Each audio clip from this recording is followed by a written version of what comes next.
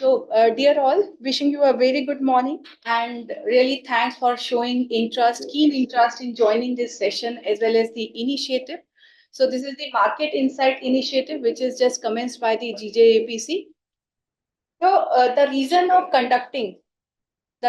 conducting this seminar is that, as everybody knows, the government of India is taking so many efforts to enhance exports from India to the various countries, as well as the other objective is to enhance the exports to the new markets, like because we have our traditional markets like USA, UAE, but now the government is taking initiative to enhance the exports to the new markets. So for this, we have seen like various FTAs, like free trade agreements, are being done by the government, and one such very important agreement is with the Australia, which has happened in 2022. So now this India-Australia ACTA, it has created so many opportunities for the exporters because our entire gem and jewelry sector is now having duty-free access in the Australian market. So you can imagine like we can export any kind of gem and jewelry product. Either these are the diamonds or the colored gemstones or the jewelry, platinum, gold, silver, every kind of item we can export to the Australian market without having any tariffs in the said market. So now, going ahead in this session, what we are going to cover, number one is what are the benefits which are available under this India-Australia trade agreement for our Indian exporters. Number one, what are the kind of benefits?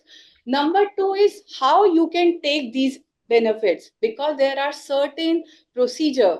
There is a set of procedure which requires to be followed by the Indian exporters while exporting to Australia under the trade agreement. And number three is very, very important, like for which our exporters are facing challenge or they want to know more about the market, is the market insights. It may be what is, because in different market there may be the different culture, different standards, quality standards, different kind of preferences, changing trends, and everything. So in this session, the most important part that we are going to cover is the market information about the Australia, like what is the demand pattern over there, what are the quality standards, etc. So I hope like you would enjoy this session. So for this, we are having three special guests for taking this session moving forward. We are having with us Mr. Jeremy Keith, the sales director of Jewelry World. So, Mr. Jeremy Keith is the sales and marketing director of widely published circulated magazine. He has been associated with the GJPC for over the 5 years as a coordinator in Oceania region. So, we thank you, Jeremy, for joining us. We really welcome you from the core of our heart, and we look forward to your inputs. Next, we have with us Madam Laura Moore. She is also having an extensive experience of 18 years in the jewelry industry. Thank you, Laura, for joining us. And we have with us Mr. Vivek R. Bidwai. He is a deputy director in Export Inspection Agency. So he is going to talk about the procedure, like how you can export to Australia market under a set of procedure. So thanks to all our special guests, our key speakers, for joining us, for accepting our invitation. And we really look forward to your inputs that will definitely helpful to our Indian exporters knowing about the Australian market. But before that, before handing over the floor to you, I would like to go through a very quick presentation showing the glimpse of the global gem and jewelry outlook. I will take only few minutes, and then I will give my floor. Yes.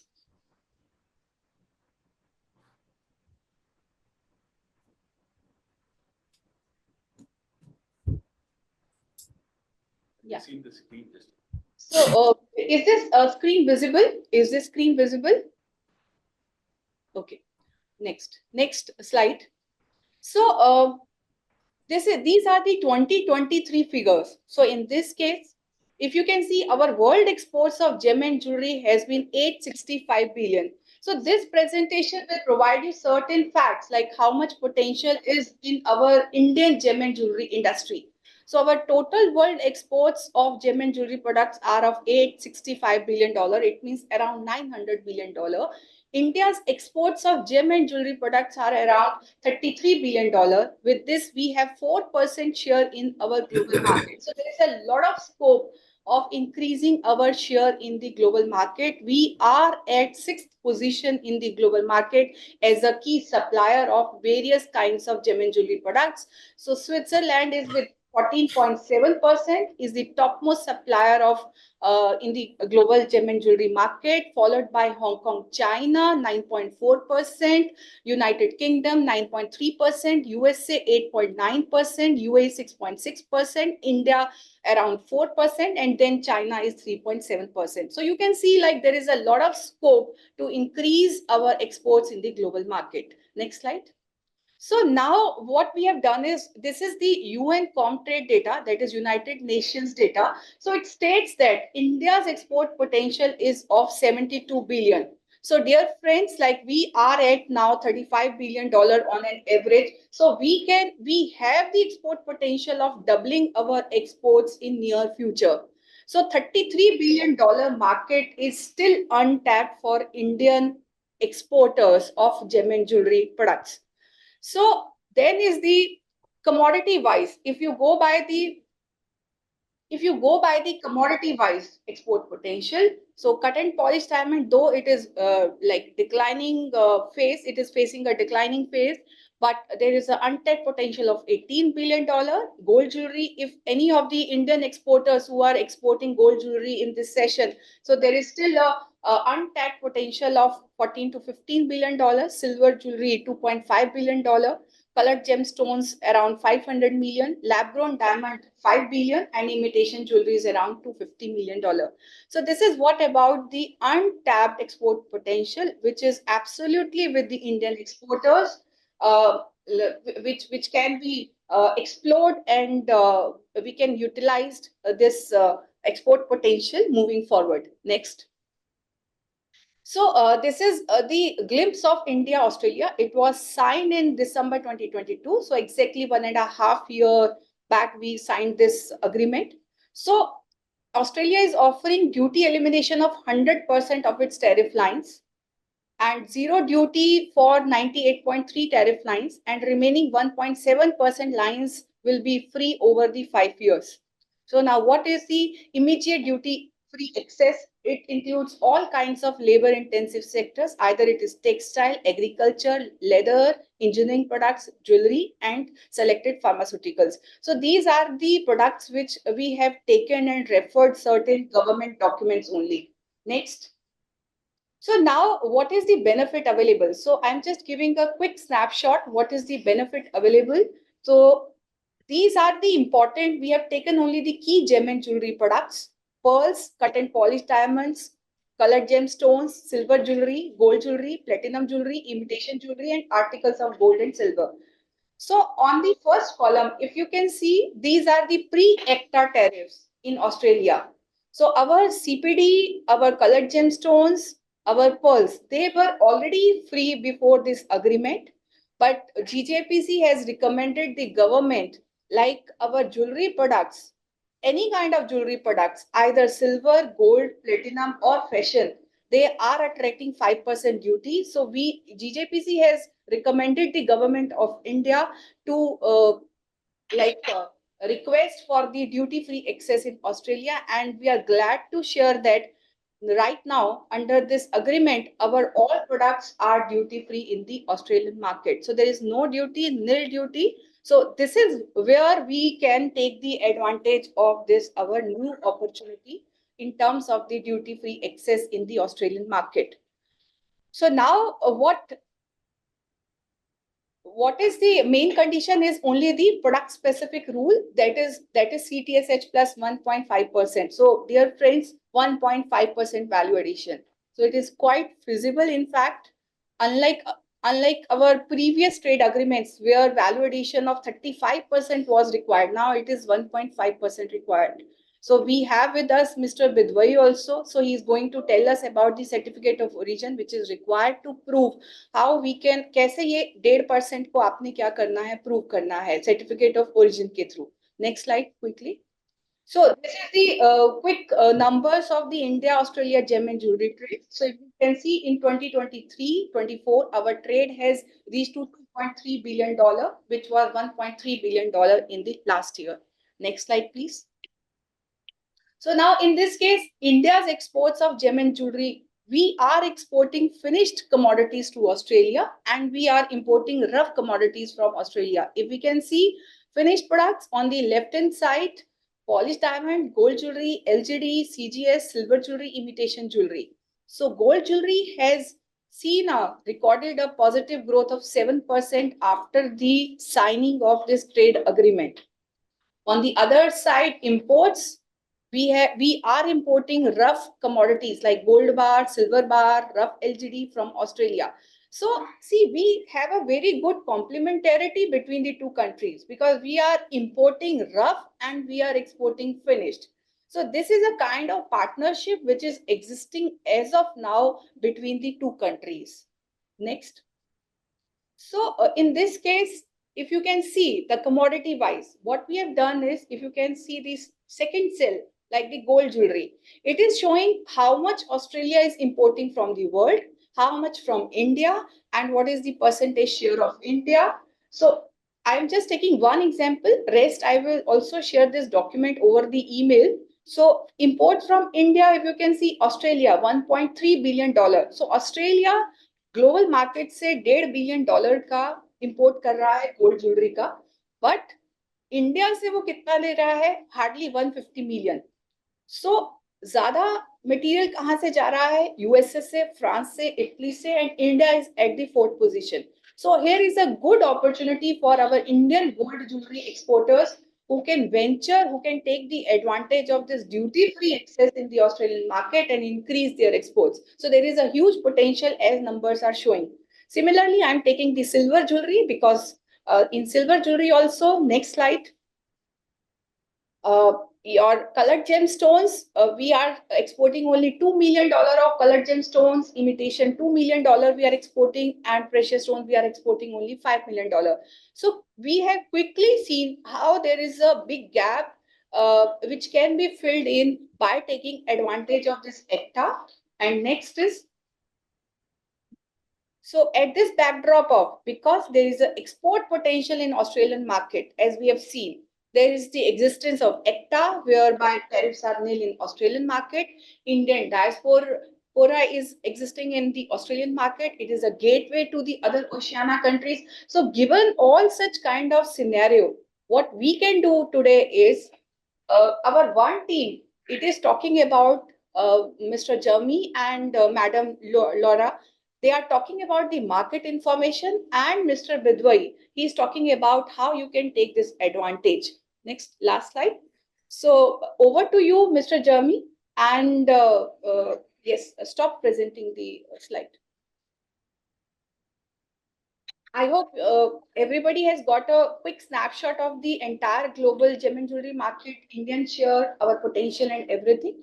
And now, yes, Mr. Jeremy. Thank you.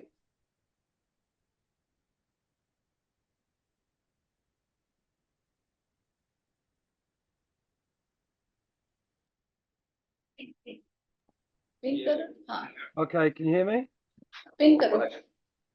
Yes, yes. Yes, Jeremy, go ahead. We can hear you. Okay, cool. Namaskar. Welcome to you all. Just to outline a little bit about the Australian import. Predominantly, Australia is an import of finished jewellery, and that's due to the high manufacturing and wages costs in Australia. Being so close to China and Thailand, Australia quickly became their main source of export, and the standard and quality demand from the consumer has risen in the last 20 years. The consumer now is more clued in, more savvy buyer.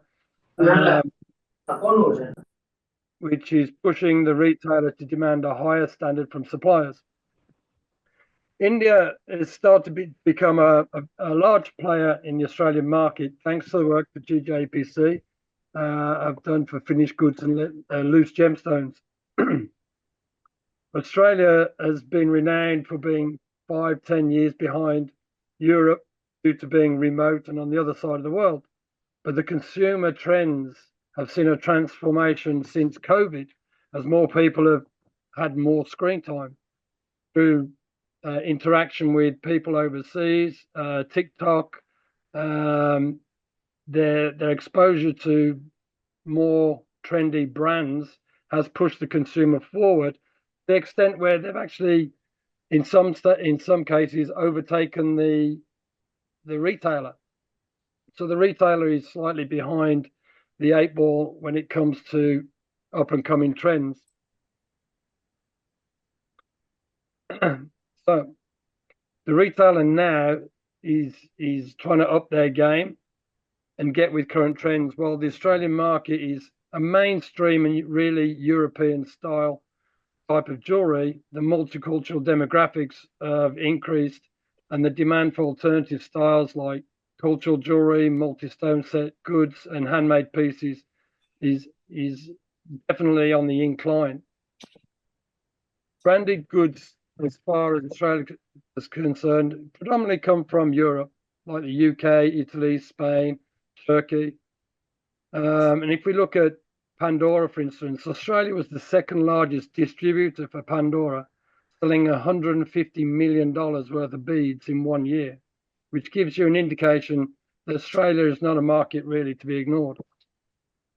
The export potential from India has increased as importers have found themselves reliant on 1 or 2 countries, which has presented issues over the past 5 years with supply and delivery problems, especially over COVID, with China being closed and on half production for some time. 5 companies disappearing without notices. This presented a large problem for the importers and suppliers within Australia. Now, Australia, it's a small population, but a vast country. The population is only 25 million. And as far as jewelers are concerned, we're looking roughly at about 3,500 to 4,000 independent retail outlets. And then you've got the large multiples like Michael Hill, Angus & Coote, Goldmark, Prouds, and the Jewellery Group, just to name a few.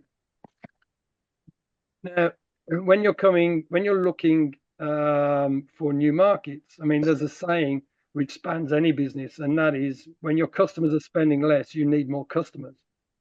So a great way to do this is to explore the new markets or new countries but when entering a new market, it's important that you do your homework.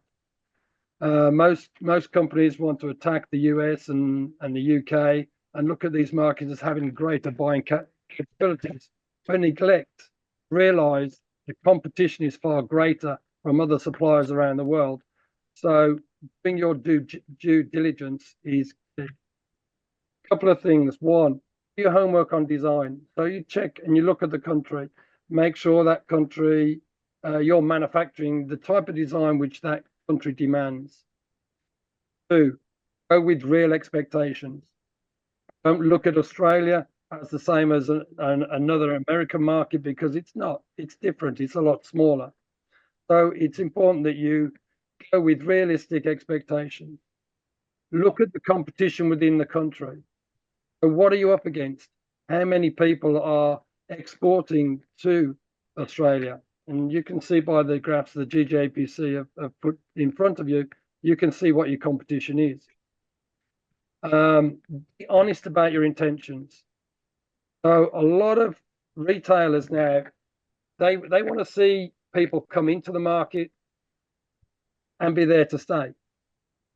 A lot of companies that find themselves short of customers who are spending less, attack a new market. As soon as things pick up, they leave the market. So you've got to decide on what you want to do. If you want to be in a country and develop that country as a new market for ongoing business, you're going to get a much better result. And be proactive. Push your brand, get yourselves out there. Use every tool in the book that you've got. I mean, we have Indian partners that organize people who want to advertise in the magazine. We have online and everything.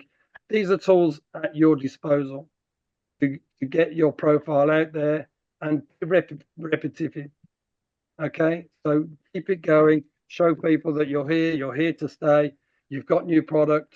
Make sure that's refreshed all the time. Now, the economy might be slow around the world, but this is a great time to start and get established with new connections, showing dedication to entering and sticking with the market. With all this in mind, and given the implementation of the FTA in place, India needs to promote themselves as a serious supplier to the Australian market and plant that seed as early as possible. By doing the work now, it will enable Indian manufacturers to pluck the fruit from the tree in the coming years. So if you're dead keen on moving forward into the Australian market, don't wait, because by the time you make your mind up, 20, 30, 40, 100 other suppliers have got themselves established, got their foot under the table, and it's going to be more difficult for you to get in. Shukriya.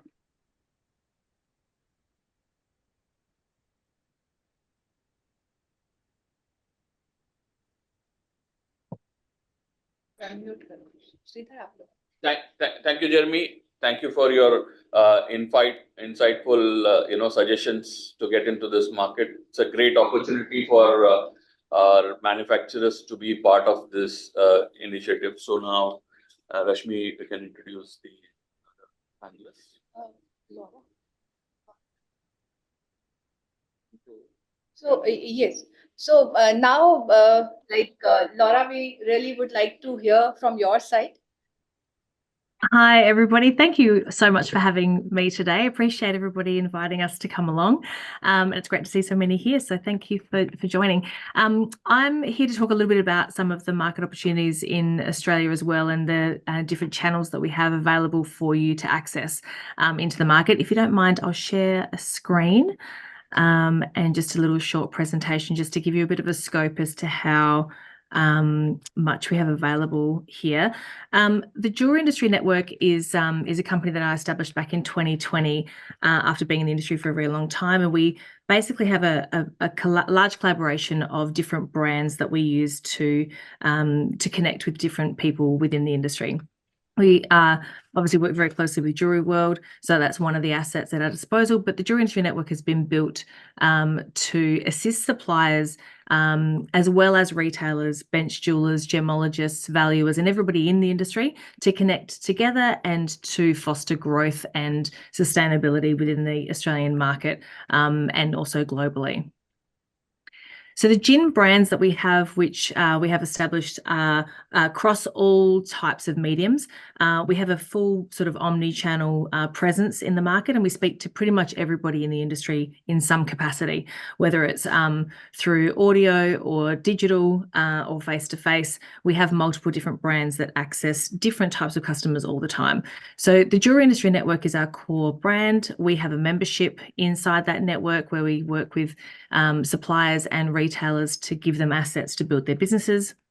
We have the Jewelry Industry Summit, which is an event that we run once a year in conjunction with the Jewelry Industry Fair in Sydney, and that's a business building event. It's perfect for suppliers to speak to the industry around how they do their manufacturing and really bring in different educational pieces to increase trust or to increase awareness and knowledge of that brand.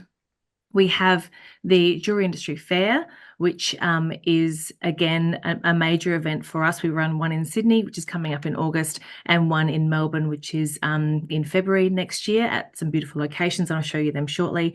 And both of those events get around about 1,000 guests per event. We have internationals that come through. We have New Zealanders come across as well for those events. and they're a great showcase for all the different things that the industry has coming together in one space. We also have the Jewelers podcast, which is a podcast that we run mostly once a month that attracts an audience of around 300 to 400 listens in the first 24 hours. And it goes across around 25 odd countries. So it's a globally listened to podcast. Obviously, the heaviest audience is based in Australia and New Zealand, but also America is our second highest demographic as far as the country goes. And then we've just released a new asset as well for the gin brands, which is the Centre, which is our first Australian jewelry industry centre hub for, which is based in Sydney. It's an area where people can come along and do work. It's a co-working space for the jewelry industry. So they're the brands that make up gin. And they're all accessible to you as you're building your brand in Australia. We have a couple of affiliate brands as well. Obviously, Jewelry World is a major part of our core and our offering. We also work very closely with Jewelers Co, which is a Facebook group of around 6,500 jewelers, mainly based in Australia and New Zealand. And we have a new company or a new group called Women in Jewelry as well. So one of the major factors that is a big shift in the Australian market is that the majority of our new up-and-coming jewelers that we're seeing come through, whether that's sole traders, bench jewelers, or solopreneurs, are female, and they're under the age of 40. So the Women in Jewelry community is a growing group that's got around about 600 odd members now, and it's fast becoming quite a strong community for the Australian market.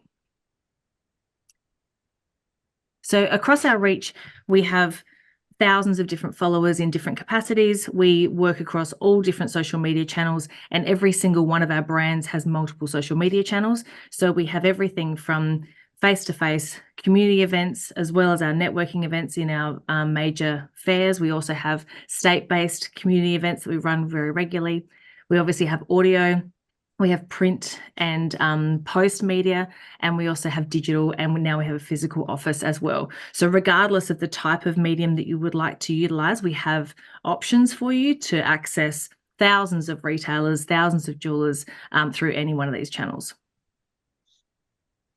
So basically the ecosystem that we've set up has been built so that it's very collaborative, and it really does put your brand in the spotlight. So what we try to do is make sure that they all cross-pollinate each other and gives you the opportunity to be very, very present across all of our channels, putting you very much right in front of thousands of people that we have. I'll just talk a little bit about the Centre. So the Centre is a brand new space for us in Sydney.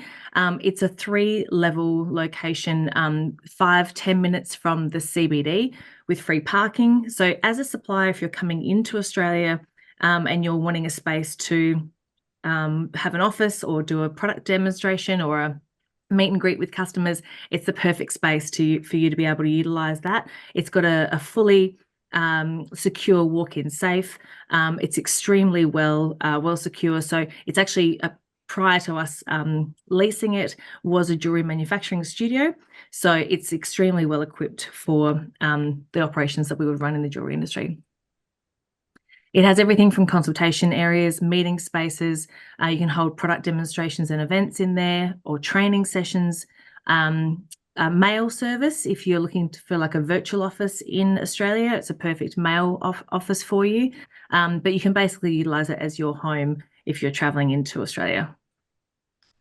Our next event coming up is the Sydney Jewelry Industry Fair. That's in August this year, so 6 weeks or so away at the Carriage Works. Last year, we saw around 1,000 guests come along, which is our first event in Sydney. This is now our second event in Sydney, and we're looking forward to growing that as we go. We hold workshops and seminars, as well as major networking events during that event. So hopefully we're looking at that one being a slightly bigger again than what we had this last year.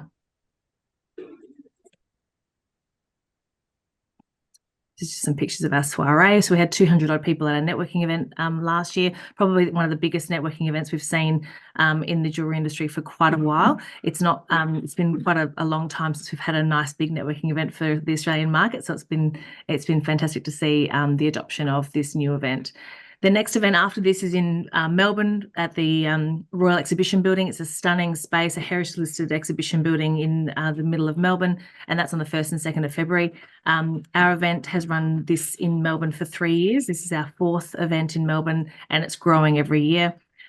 We've seen fantastic take up so far already of exhibitors. So if you're interested in that one, please also reach out, because that one will sell quite fast too. The Jewels podcast is also a very interesting channel to access.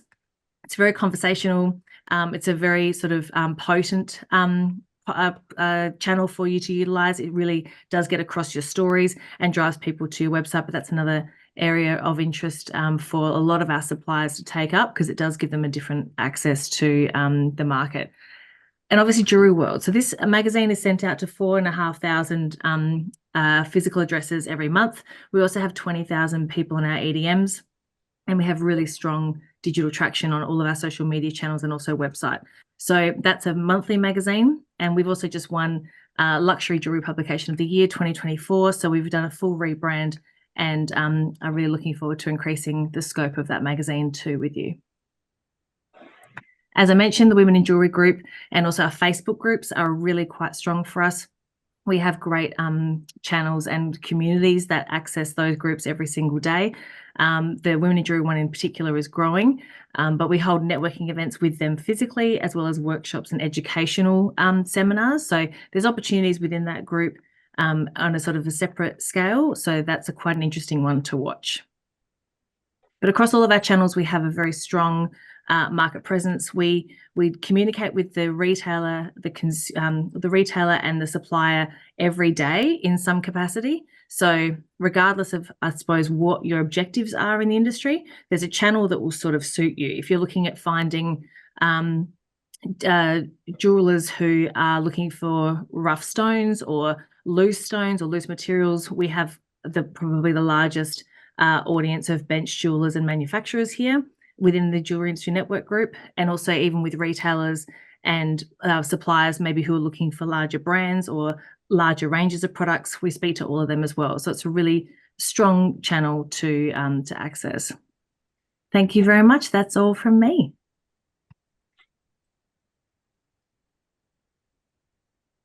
Thank you, Laura, for such an extensive information about the shows in Australia.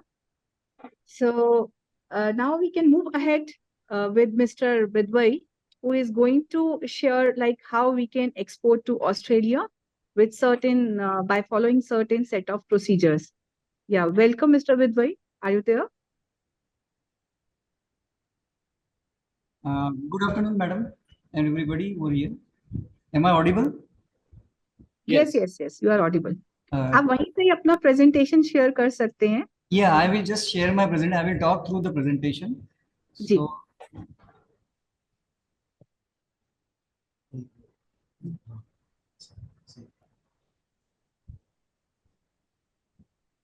slideshow.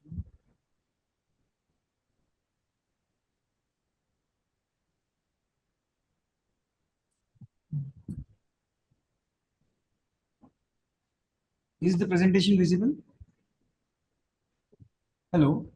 Yes, this is visible. आप इसको slide show पे डाल दें. Slide show पर. Slide show पे डाल दिया है. Thank you. Yeah. So as already told in the previous lecture, that about India-Australia Act become operational from 29 December 2022. Since then, it is almost 1.5 years has passed. Australia you would normally levy 5% import duty on most of the products of India's interest, out of which zero duty has been the duty has been brought to zero on the 98.3% tariff lines from the day when the agreement came into effect, and the balance 1.7% tariff lines, the duty will become zero in a span of 5 years. So I will concentrate mostly on the rules of origin. So what are rules of origin under any preferential tariff agreement?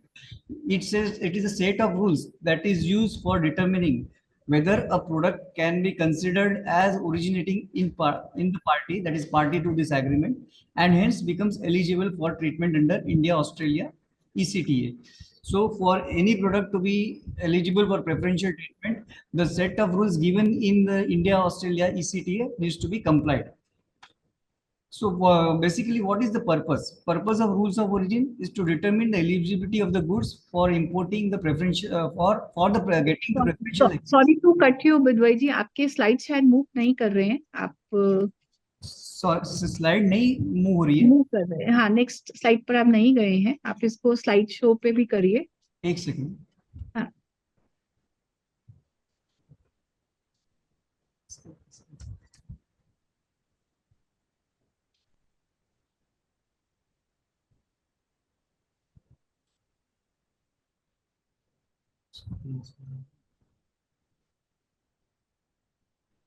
अभी move हो रही है slide? Yes yes, अभी move की। Okay, thank you. Purpose of rules of origin is to determine the eligibility of the goods for getting the preferential access in the importing country, and it also by complying the rules of origin, it also prohibits the goods originating in third countries from getting the benefit of these preferential schemes or any preferential scheme. So what are the main components of rules of origin under any preferential agreements? That is, one is the origin criteria. The second point that needs to be addressed is the consignment conditions, that transportation of the goods which has qualified for meeting the origin criteria. And the third one is a documentary evidence, that is the certificate of origin which is issued on subject to the compliance of the rules of origin of any particular agreement. That becomes the documentary evidence based on which the exporter in the importing country gets a duty benefit. So straight away coming down to India Australia ECTA, chapter number 4 of the agreement. Sir आपकी sorry sir आपके slides move नहीं कर रहे हैं, आप जी slides move नहीं।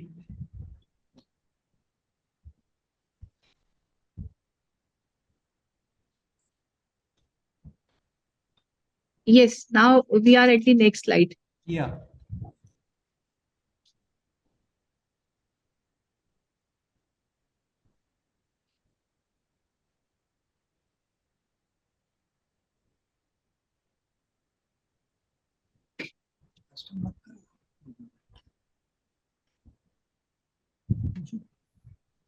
Madam हो रही है मूव? yes yes, अभी ठीक है।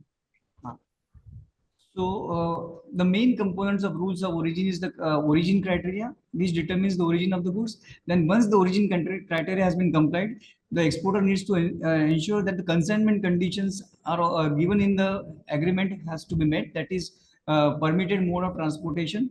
Then the third is the proof of origin, that is the documentary evidence, that is the certificate of origin, which is issued once the origin criteria has been complied and the consignment conditions are met.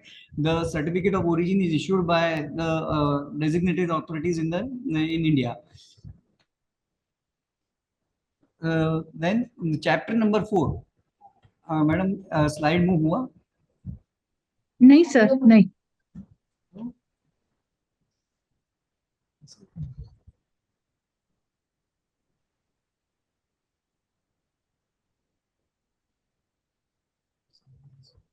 Yes sir, now it is fine.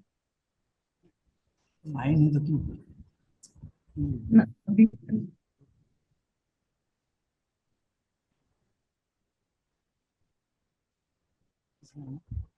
इसमें अरे नहीं यार, इसमें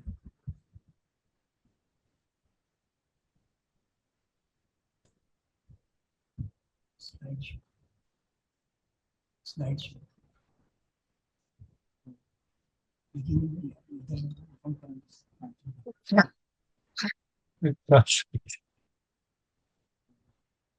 madam हो रही है अभी? हाँ जी सर, अभी ठीक है sir.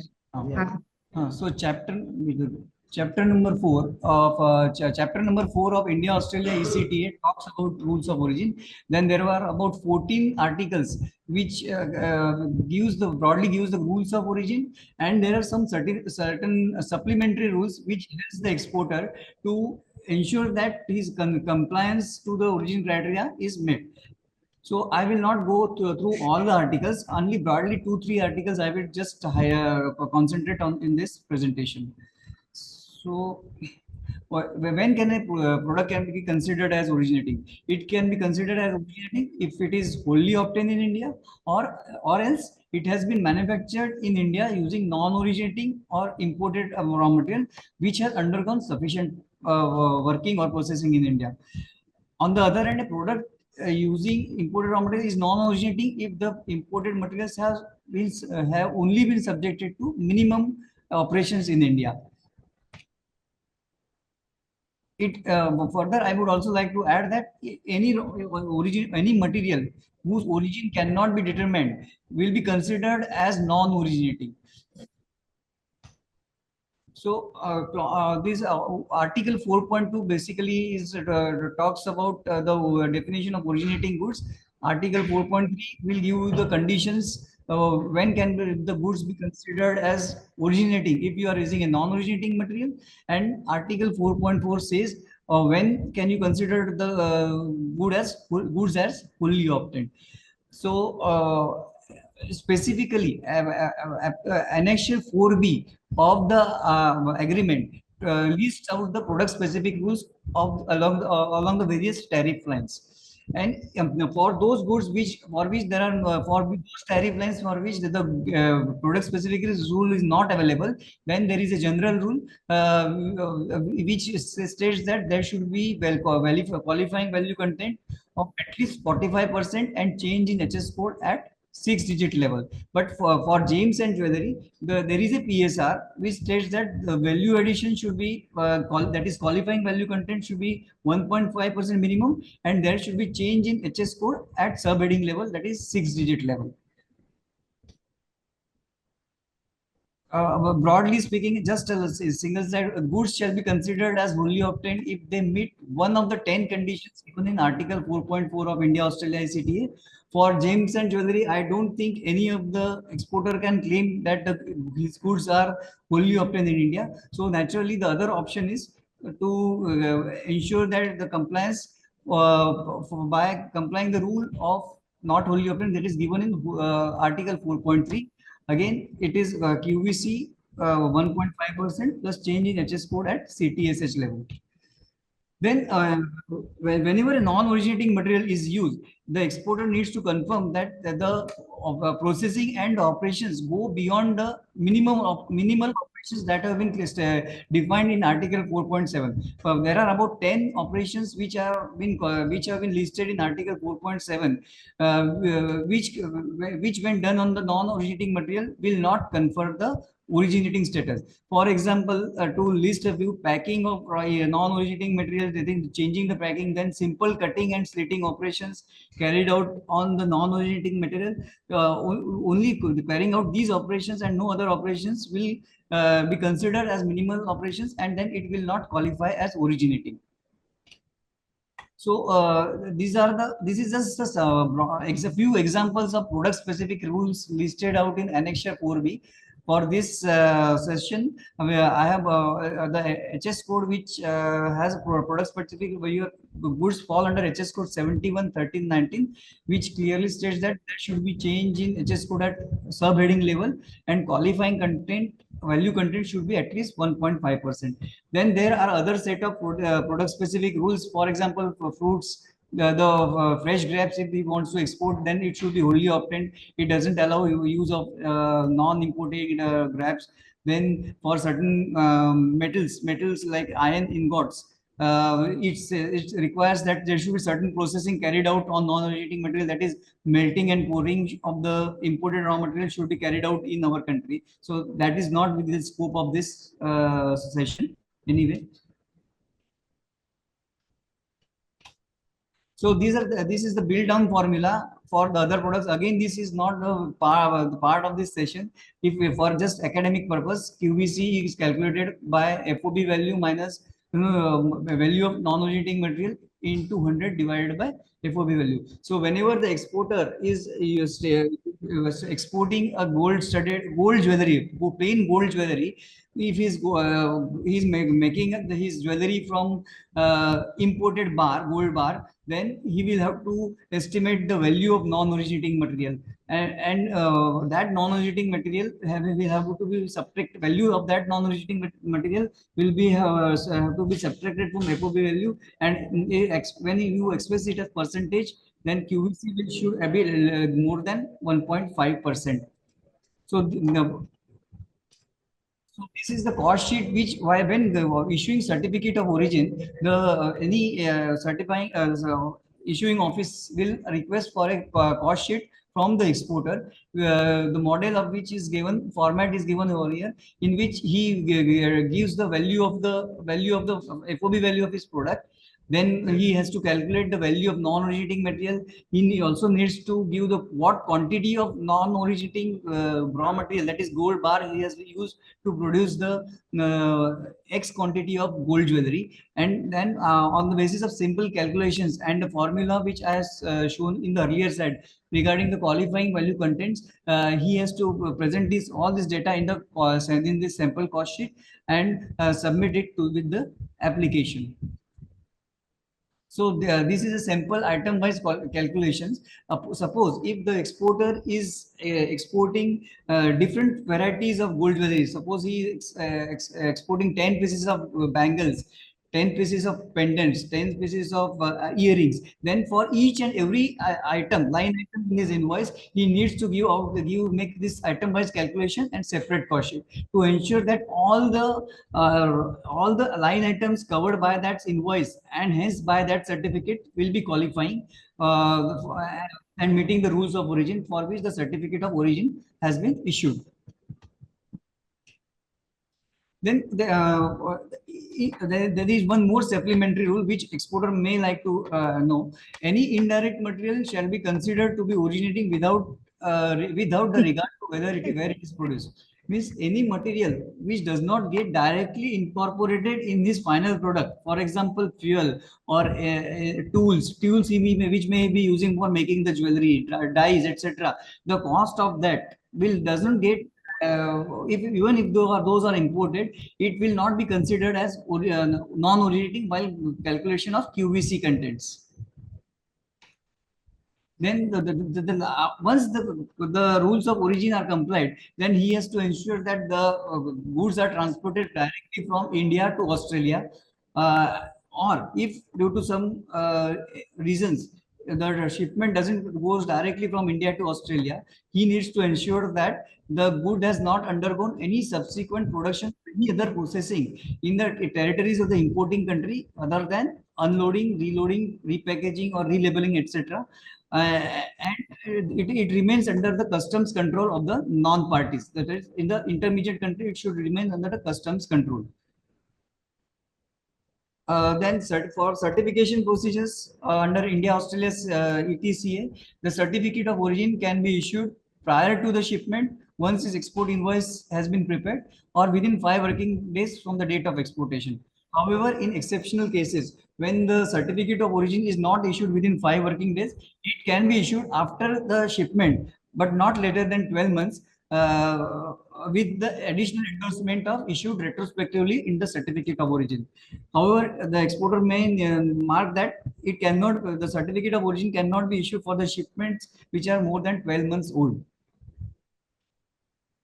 Then there are certain exporters' obligations which have been listed, which have been made mandatory in the agreement. As we are aware that even if the certificate of origin is issued, then there is a provision of administrative cooperation between the customs authority of the importing country and the issuing authorities. For that, they may ask for the additional checks on the certificate on the documents, on the consignments regarding the origin. So it is mandatory for all the exporters to keep all the supporting documents that has been utilized for issuance of certificate of origin for a period of at least 5 years.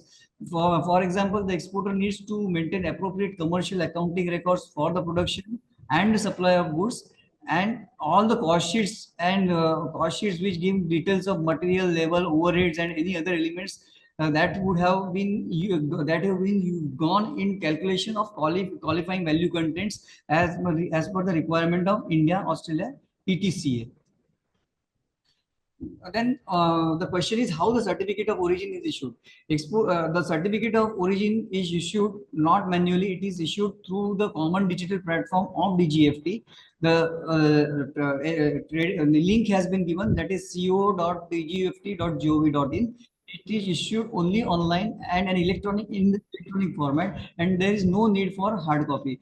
The exporter only needs to register on this platform, and then once he gets registered, he needs to apply along with the supporting documents for each and every consignment on this platform. And once the application is submitted, the issuing authorities, if after verifying that all the documents have been submitted and the rules of origin have been complied, will issue the certificate of origin from the system. The exporter can download this certificate issued and send it to the importing countries to evaluate.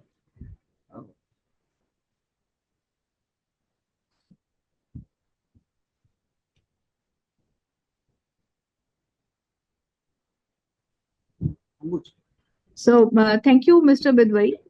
So like we are receiving so many queries to Jeremy and Laura and Bidwai ji.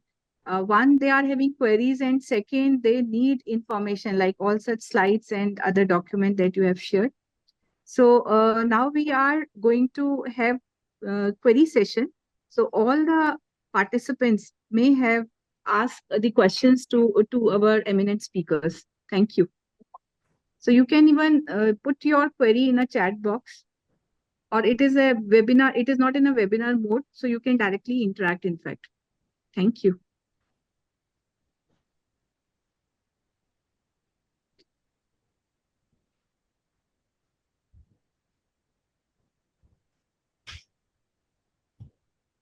Any queries? Any questions?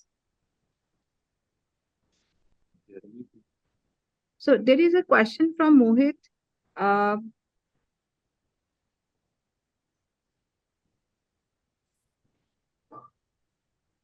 can we find potential buyers?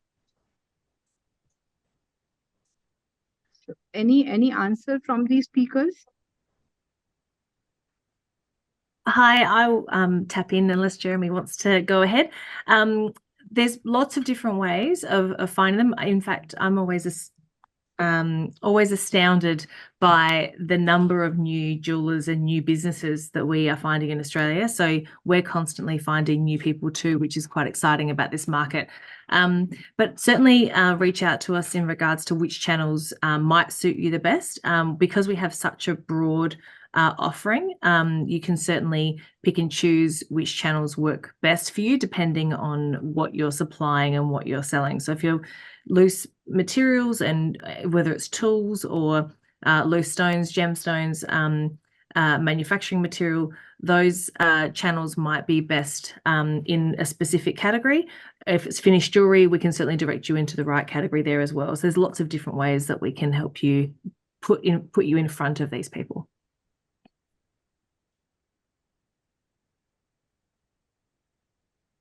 Okay, thank you. Thank you. So one more question is, how much is the demand for silver jewelry?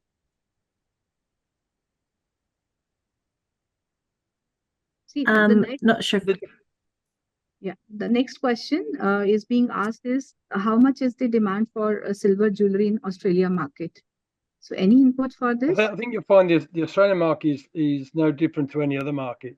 You know, silver is high demand, and that goes to show when you look at the figures we were talking about earlier, that Pandora did 150 million in silver beads in 1 year. So yes, there is a high demand for silver. Your biggest competitor is obviously Thailand when it comes to silver.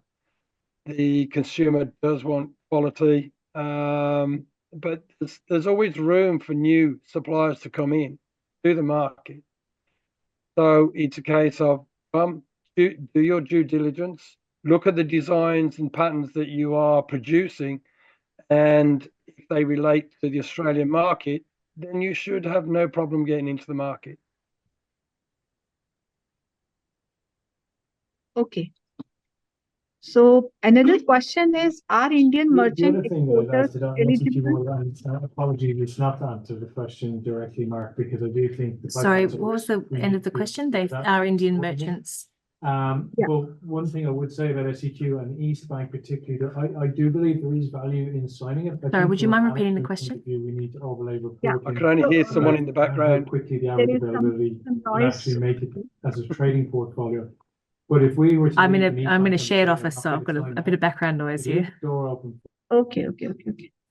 So there are certain other questions where demand for colored gemstones, studded diamond jewelry, all kind of key jewelry items is being asked by our participants. So can you please show some kind of light to such questions like what is the demand of studded diamond jewelry and the lab-grown diamonds in the Australian market? In I think addition you'll to find that Australia's no different to any other market. As I said before, you know,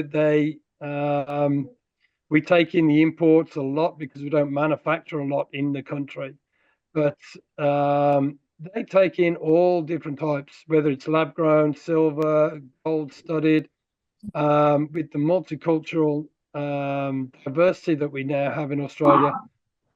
You know, we didn't have a lot of domestic Indian jewelry 10, 20 years ago, but a lot of the population, especially in places like Melbourne, is growing very heavily with the Indian population. I understand one of the Indian companies has just opened up in Sydney, so they have a store. But yeah, it's no different. I mean, I'm from the UK originally, and I used to manufacture myself. And the Australian market is not dissimilar to the UK market when it comes to style, when it comes to the types of purchases that they make, whether it's loose goods, because we do have a lot of independents that manufacture on the bench. So loose goods sell well, and finished goods as well. I hope that answers all your questions. Okay, thank you. Thank you so much. Okay. And now the next question is to Laura. Are we allowed to sell products during exhibition or we can just showcase the products? So that this question to you, Laura. Great question. It sort of does depend on what you're selling, and it is sort of up to you. We don't put any restrictions on that at our trade fairs. You can sell off the stand if you like. The only caveat to that is that obviously, you know, there's a security risk. We don't want to put anybody in any sort of jeopardy in regards to, you know, having any sort of problems with security. So our fairs are very secure. We have, you know, full guarded sites. However, we obviously just put that caution in place that if you are selling products on the stand, especially if they are higher value, that we certainly want everybody to be as cautious as possible. I think if I can just get in there as well, it will also depend on your importation of your ranges. If you're bringing things in on a carnet or not, that is something else that you have to consider. Because if you do bring a carnet in, you need to take everything out. Okay, thank you. Another question is related to where is the wholesale market of silver in Australia? So is there any specific market? Is there any specific dedicated wholesale market of silver jewelry in Australia? Is this question clear? Or Nico, you have asked I don't think there really is a dedicated sort of market. Do you mean like location wise? Yeah, location wise. Nikunj, this is your question. If you can elaborate it, please. Okay. So if it answers the question, there's no dedicated area. yeah, location wise. No. We have silver suppliers who are predominantly importers dotted around different areas of the country. you'd obviously find two price points of products, which obviously then will relate to metal preferences, would be higher or lower in certain areas of the city or certain areas of the country. So that can sort of skew where the majority of silver sales might be versus platinum or gold sales.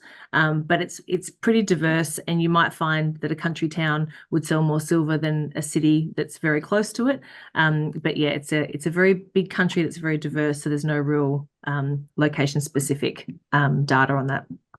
Okay. Okay, there's a question from Nikki asking that they are manufacturers diamond Potentially jewelry an and argument gold to be made jewelry, that maybe SEQ is more and developed. they would in like to connect with the stages supplier. there. So a little bit about the visitor profile in the show, Laura, if you can just give them the kind of visitors that we are expecting at the show. So, Of correct me course, if I'm wrong, it's was- very diverse.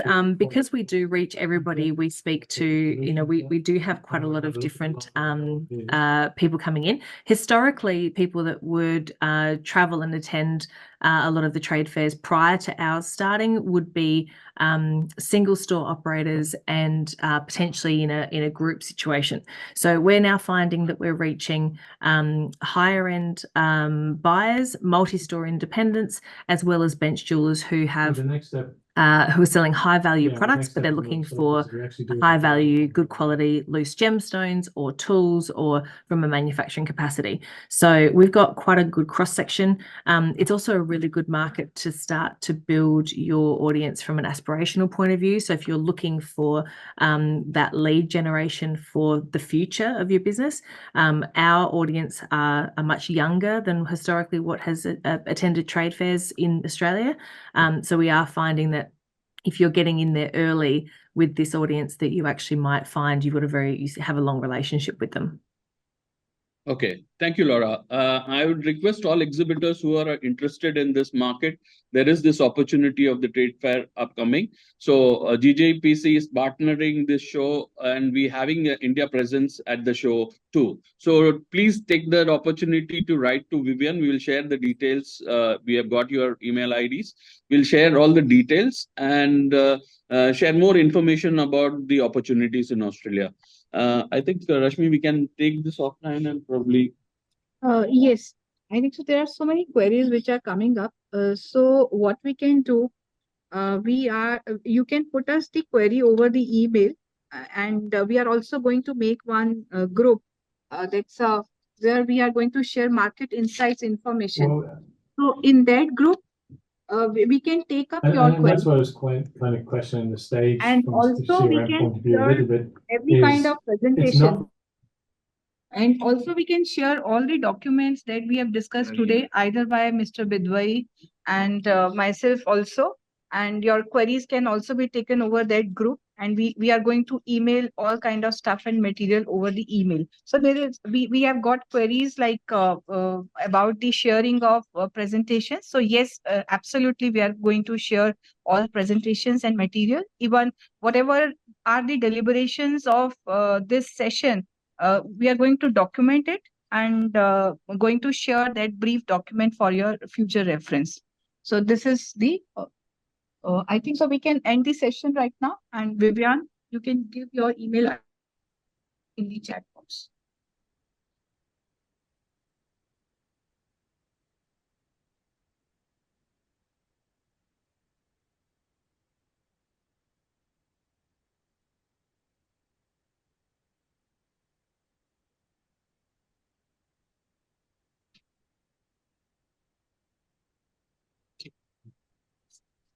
Okay, so there is this email ID mentioned in the chat box. So you can email it to vivian.james@gjpcindia.com. Thank you, everyone, for joining, and wish you all the best. Thank you.